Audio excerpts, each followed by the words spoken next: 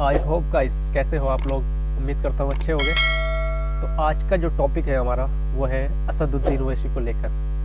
उनका एक बयान आया है अभी फ़िलहाल ही में, जो कि मैं उस पर थोड़ा सा रिएक्शन करने वाला हूँ और आपको भी दिखाऊंगा कैसा उन्होंने हकीकत सामने रखी है। तो आप लोगों से मैं बोलना चाहूँगा कि अगर आप उत्तर प्रदेश से हैं तो आपके जो 2022 का चुनाव है उसमें असदुद्दीन खास तौर से 100 सीट बोला जा रहा है कि 100 सीट तक चुनाव लड़ेंगे, तो जाहिर सी बात है उनको सपोर्ट करिए। मेरा इतना ही कहना है, बाकी आपकी मर्ज़ी है, आप जिसे देना चाहे वोट आपका अधिकार है। बाकी हम आपको वीडियोस दिखाते हैं। उससे पहले अगर आप चैनल पर नए हो तो हमारा चैनल प्लीज़ सब्सक्राइब करें और बेल आइकन को ज़रूर दबाएं। तो वीडियो स्टार्ट करने से पहले एक रिक्वेस्ट और है, हमारी जो वीडियोस है वो रिएक्शन वीडियोस नहीं होती है, वे सारी वीडियोस हमारी पॉलिटिशियन लीडर के ऊपर होती है। आप ऐसी वीडियोस देखना चाहते हैं तो हमें ज़रूर कमेंट करके बताएं। तो चलिए है वीडियो स्टार्ट करते हैं और देखते हैं जो असदुद्दीन ओवैसी हैदराबाद से आते हैं उन्होंने आज क्या बयान दिया है। तो इस बयान पे हम चर्चा करेंगे। मुबारक हो आपको मुसलमानों, खास तौर से मुबारक उन लोगों को जो सेकुलरिज्म के झूठे वादे पर ये राष्ट्रवादी कांग्रेस को वोट देते बल्कि गुलामी करना उनका मुकद्दर समझते। ये तुम्हारी बर्बादी की दास्तान बयान कर रहा हूँ। क्या तुम अपनी औलाद के मुस्तकबिल का बोझ नहीं उठाओगे? क्या तुम अपने बच्चों के लिए स्कूल नहीं मांगोगे? क्या तुम अपनी बच्चियों के लिए ग्रेजुएशन नहीं मांगोगे? तुम कब तक इन लोगों की गुलामी करोगे? और ये झूठ पे झूठ, झूठ पे झूठ, पीठ पे इतने खंजर मारे गए मुसलमानों के कि पीठ पे कोई जगह बाकी नहीं है जहाँ पे तुम्हारा जख्म ना। 67% मुसलमान कच्चे घरों में रहता है, तुम्हारे घर नहीं है और तुम सेकुलरिज्म की बात करते हो। मुझे उस बात का गुस्सा आता है। मुझे इन गैरों से, इन दुश्मनों से शिकवा नहीं है, मुझे अपने भाइयों से शिकवा है। मुझे वोट मत दो मगर ये जुल्म को तो खत्म करो, ये नाइंसाफी को तो खत्म करो। मेरा हक तो मुझे दो, मुझे इज्जत की जिंदगी दो और मौत में भी इज्जत दो। मेरे नौजवानों का मुस्तकबिल दो, मेरे बच्चों को स्कूल दो, मुझे एक मुकाम दो। हम क्यों रिजर्वेशन की बात कर रहे हैं? मैं उद्धव ठाकरे के लिए अब तकरीर करूंगा, यहां से शिवसेना के लिए करूंगा। अब आपको बताना पड़ेगा मेरे इन सवालों का जवाब। क्या बॉम्बे हाई कोर्ट ने अपने इंटरिम ऑर्डर में नहीं कहा कि महाराष्ट्र में वो मुसलमानों में जो 50 या 55 बिरादरियां उनको रिजर्वेशन दिया जा सकता, क्योंकि वो समाजी तौर पर, तालीमी तौर पर, सोशली और एजुकेशनली बैकवर्ड है? क्या कहा था? नहीं कहा था? कहा था और कहा कि तालीम में दो। उन्होंने कहा कि नौकरियों में भी दे सकते हैं, मगर नौकरियों का जो रिजर्वेशन है उसका कोटा बढ़ गया, मगर तालीम में दो। आपने क्यों नहीं दिया? क्या कांग्रेस पार्टी जबान बंद करके बैठी है? राष्ट्रवादी कांग्रेस मुंह बंद के बैठी है? लगता है कांग्रेस पार्टी, ये तुम्हारी मोहब्बत है मुसलमानों से? मगर नहीं, हम क्यों पूछ रहे रिजर्वेशन? अब आप लिख लो इसको या याद रखो, ताकि अगर कोई महल्ले में कोई कांग्रेसी, राष्ट्रवादी या सैनिक आया तो उसको बोला, ये बैठ जरा सुन, मेरी बर्बादी की दास्तान सुन और इसका जवाब दे। मेरे भाई, महाराष्ट्र में 11% मुसलमानों की आबादी। हमारे जर्नलिस्ट हजरात भी साथ है, हमसे, हमारे से बड़ी मोहब्बत है उनको। हमसे भी मोहब्बत थी, मालूम था, मगर हमारी गाड़ी से भी मोहब्बत हो गई। मुबारक हो, दूल्हे की गाड़ी जब आती है तो नाचते हैं लोग। महाराष्ट्र में 11% कितने मुसलमान के पास ग्रेजुएट हैं? खाली 4% मुसलमान ग्रेजुएट हैं महाराष्ट्र में, बहुत कम है। कितने हमारे हिंदू भाई हैं? 8.9%। माने ओवरऑल महाराष्ट्र में 8.7 ग्रेजुएट हैं, जिसमें से मुसलमान खाली 4.9 और हमारे हिंदू भाई 8.9। क्या ये आर्टिकल 15 और 16 को सेटिस्फाई नहीं करता कि हम इतने हमारे कम ग्रेजुएट हैं। कानून और फिर इसके बाद आप देख लो ड्रॉप आउट रेट कितना है मुसलमानों का, ड्रॉप आउट रेट। अब आप खुद अंदाजा लगाइए कि जो मुसलमान प्राइमरी में, अगर 22% मुसलमान प्राइमरी स्कूल में है, मिडिल स्कूल में आते आते खाली 13% हो जाता। कितने? प्राइमरी में 22, तो मिडिल में आते आते 13 हो जाता, और वो मैट्रिक में आते आते खाली 12% हो जाता, और हायर सेकेंडरी इंटरमीडिएट में आते आते वो 7.1% हो जाता, और उसके बाद ग्रेजुएट खाली 4 होते। अब आप सोचो कि आपके घर में आपकी औलाद है, उसको आप प्राइमरी स्कूल में डाल दिया, अब तो वो स्कूल खुल रहे हैं, यानी अगर 22% मुसलमान के बच्चे प्राइमरी स्कूल में हैं, तो मिडिल स्कूल में आते आते 13% हो जाता, मैट्रिक में आते आते 12% हो जाता, हाई इंटरमीडिएट में, हायर सेकेंडरी में आते आते 7% हो जाता, ग्रेजुएट होते होते 4% हो जाता।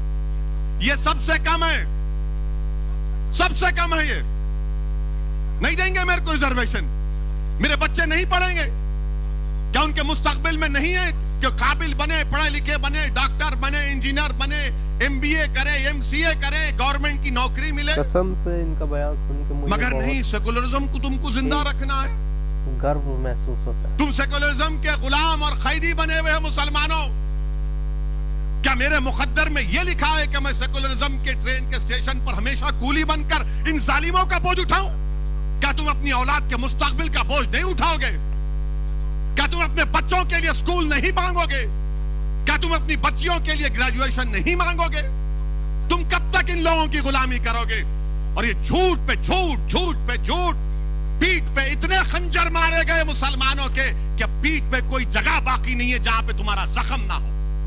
इतना धोखा दिया गया, इससे खून खौलता है जब ये पढ़ता हूं मैं। तो मेरी जबान का अगर कोई कहता है कि ओवैसी की जबान कड़वी है, तो ये क्या है? फिर मैं घर में जाकर सो जाऊं कि मेरी कौम के बच्चों को स्कूल नहीं है? एक यही 22% से स्कूल में दाखिला और ग्रेजुएशन तक सिर्फ 4%। जो क्या गरीबी मेरा मुकद्दर बना दोगे? लेकिन क्या गुर्बत मेरी जिंदगी में रहेगा और मेरी औलाद भी रहेगी गुर्बत में? मुझे तो लगता है मेरे अजीज दोस्तों और बुजुर्गों, ये बर्बादी की दास्तान है कमेंट करके महाराष्ट्र के मुसलमानों की। और फिर ये बोलते, आपको ये भी बताना चाहूंगा, ये पूरा डेटा है। मीडिया के लोग अगर ये समझ रहे कहां से लाया, मैं दिमाग से नहीं लाया हूं, पढ़ के लाया हूं। और मैं कोई ऐसा बोलने वाला नहीं हूं, मैं उसकी तरह नहीं हूं जिसने कहा था किसानों को कैनाल में पानी नहीं आ तो जाके मुंह दो, उसको दिमाग नहीं होगा, मेरे को बहुत दिमाग है।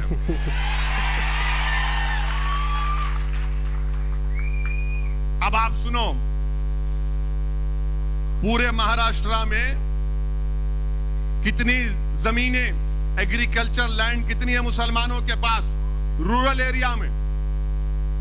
और वो मुसलमानों को मैं याद दिला रहा हूं जो उस वक्त असेंबली के इलेक्शन में जो बैंड बाजा की पार्टी बने हुए थे कांग्रेस राष्ट्रवादी के लिए, सेकुलरिज्म सेकुलरिज्म, वोट दो वैसी आ जाएगा।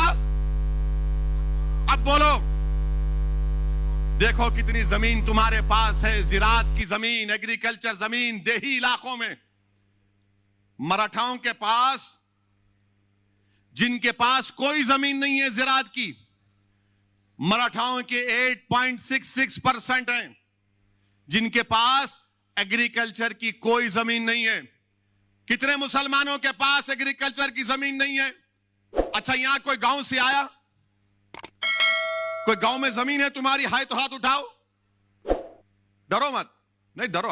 कितने? 1 2 जो गांव में जमीन है, जिरात की जमीन, कितने? खाली 4 हाथ उठे, वहां 5 6। अब आप, ये सही है ना? फिर 83% महाराष्ट्र के मुसलमानों के पास रूरल एरिया में, देही इलाकों में कोई ज़राअत की जमीन नहीं है, कोई ज़राअत की जमीन नहीं है। और हमारे मराठा भाइयों के पास 8.66% उनके पास जमीन नहीं है। अच्छा, 2.5 एकड़ जमीन हमारे मराठा भाइयों के पास कितना है? 62.74%। और मुसलमानों के पास 10%। मुबारक हो, सेकुलरिज्म जिंदा है अभी, मुबारक हो तुमको। 62% जिसके पास 2.5 एकड़ जमीन है उसको रिजर्वेशन देंगे।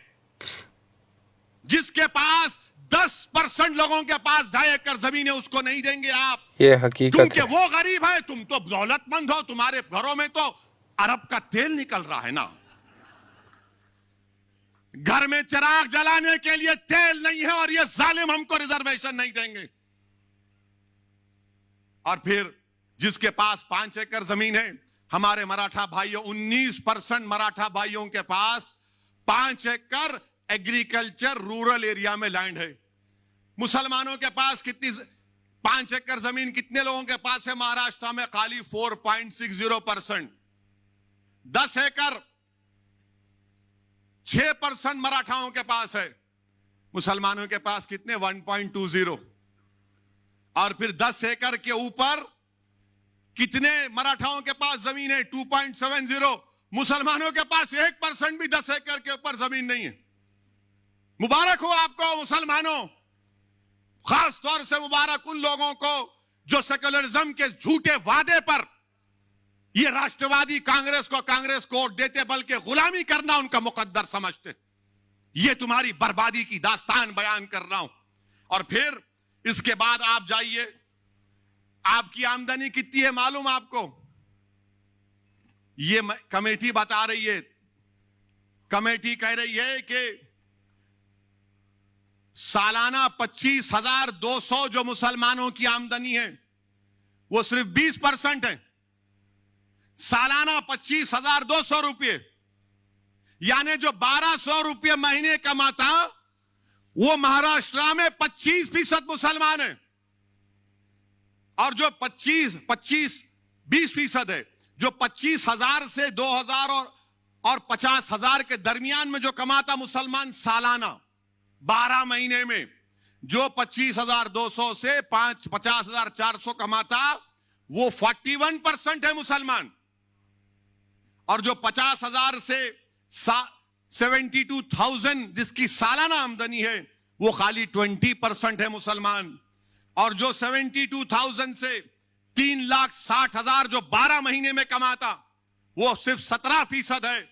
और जो 3,60,000 के ऊपर कमाता वो ओनली 0.36% है। क्या आप खुश हैं इससे? मुझे बजवा दो, बताइए। क्या आपको शौक नहीं है कि आपकी आमदनी बढ़े ताकि आप अपने बच्चों की शादी कर सके, अपने बच्चों को पढ़ा सके? ये हमारा ड्रॉप आउट रेट क्यों गिरता?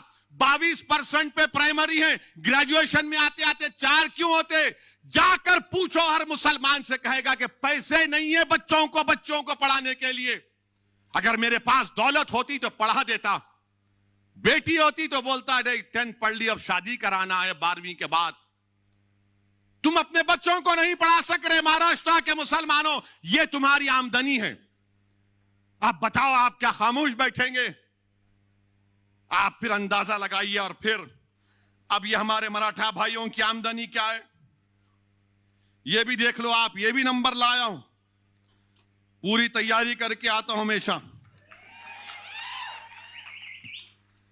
ये तो आपको बता दिया मैं। अब देखो हमारे मराठा भाइयों की आमदनी जो सालाना 24,000 कमाते वो 22% है।